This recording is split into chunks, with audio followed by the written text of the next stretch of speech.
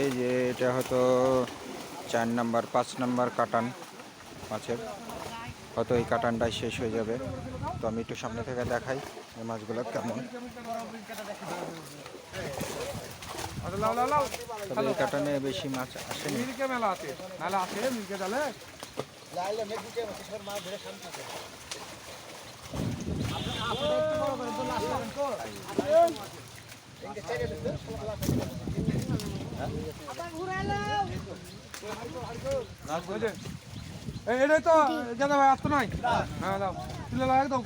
শেষ কাটান শেষ, মাছও শেষ।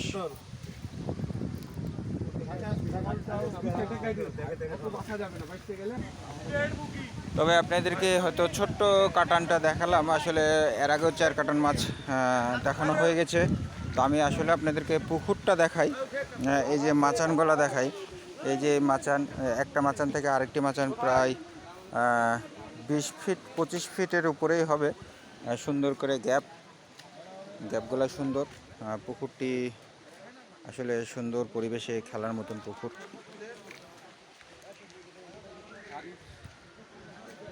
তো আমি গোটা পুকুরটা হয়তো আপনাদেরকে দেখানোর চেষ্টা করছি যে পুকুরটা কেমন। হয়তো শিকারীরা কিছুক্ষণের ভিতরে রেড করবে, তারা সবাই একত্র হয়েছে।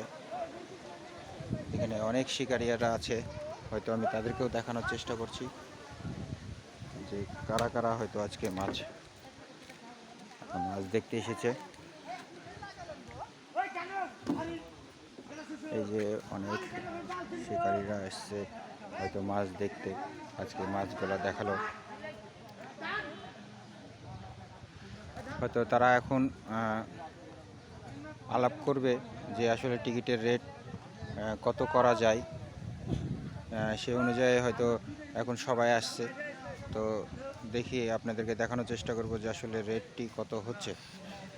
আপনারা সাথে থাকুন আমার, আমি অবশ্যই দেখাবো যে রেটটি কত করা হচ্ছে এবং সবাই একত্র হয়েছে। এই যে হয়তো তারা টিকিটের রেট করতে সবাই বসেছে যে আসলে কত রেট করা যায়। তো অনেকেই আছে তারা রেট করছে।